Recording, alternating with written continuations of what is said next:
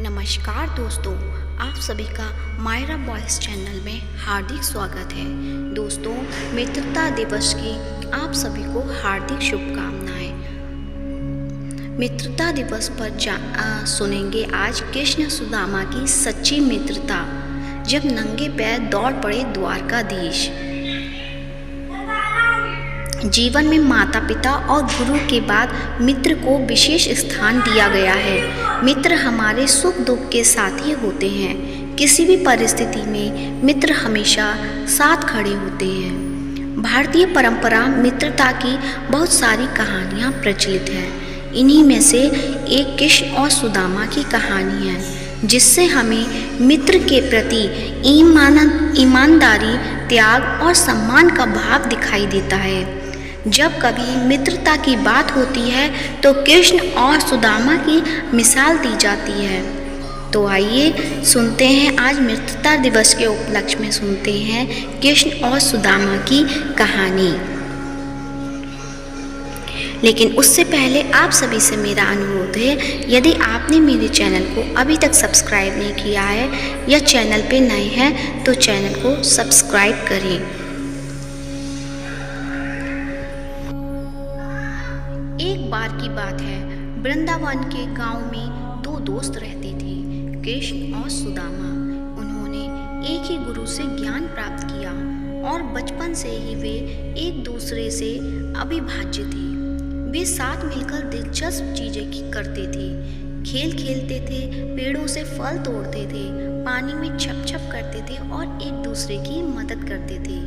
बड़े होने पर उन्होंने अपने रिश्ते को हमेशा संजोकर रखने का वादा किया। वर्षों बाद कृष्ण द्वारका के राजा बन गए और उन्होंने देवी रुक्मणी से विवाह किया, जबकि सुदामा पंडित बन गए। सुदामा की आय बहुत ज़्यादा नहीं थी और जब वे बहुत बुरे दौर से गुजर रहे थे तो अपनी पत्नी उन्हें अपने बचपन के दोस्त कृष्ण से मिलने के लिए और मदद लेने का सुझाव दिया।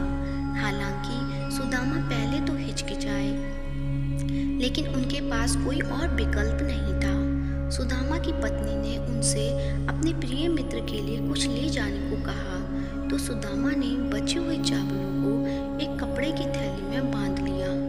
नंगे पैर और फटे कपड़े पहने सुदामा कृष्ण के महल की ओर चल पड़े। द्वारका पहुंचने पर लोगों ने खुद को कृष्ण का मित्र कहने पर उनका मजाक उड़ाया। जब सुदामा महल के द्वार पर पहुंचे तो पहरेदारों को उनकी पहचान पर संदेह हुआ, लेकिन उन्होंने कृष्ण को उनके बचपन के मित्र सुदामा के लौटने की सूचना दी।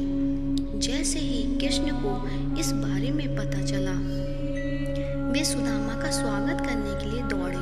उन्होंने सुदामा के खून से लथपथ नंगे पैर देखे और समझ गए कि वे गरीबी के कारण नंगे पैर अपने गांव से यात्रा कर रही हैं। कृष्ण इतने लंबे समय के बाद अपने मित्र से मिलकर खुश हुए, लेकिन साथ ही अपने मित्र की दयनीय स्थिति देखकर निराश भी हुए।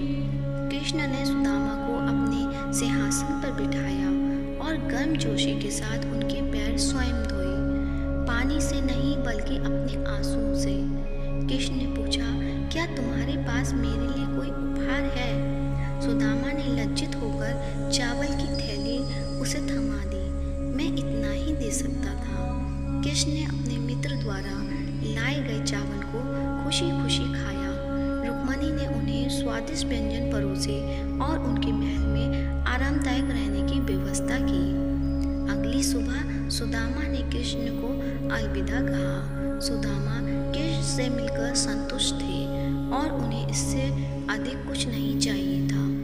हालांकि जब वह घर पहुंचे तो उसे आश्चर्य हुआ कि उनकी छोटी सी झोंपड़ी एक आलीशान महल में बदल गई थी। उसके बच्चे महंगे कपड़े और गहने पहनकर उनकी ओर दौड़े और उनकी पत्नी रानी की तरह सजकर बाहर आई। सुदामा मुस्कुराए और सोचा, भले ही मैंने कृष्ण से कुछ नहीं मांगा, लेकिन एक सच्चे दोस्त की तरह उन्होंने मेरी सभी जरूरतों को समझा और पूरा किया। तो दोस्तों, ये थी आज की मित्रता दिवस पर कृष्ण और सुदामा की रोचक कहानी कैसी लगी है कमेंट बॉक्स में अवश्य बताएं। और यदि आप मेरे चैनल पे नए हैं तो चैनल को सब्सक्राइब करें और इस वीडियो को ज़्यादा से ज़्यादा शेयर करें। धन्यवाद।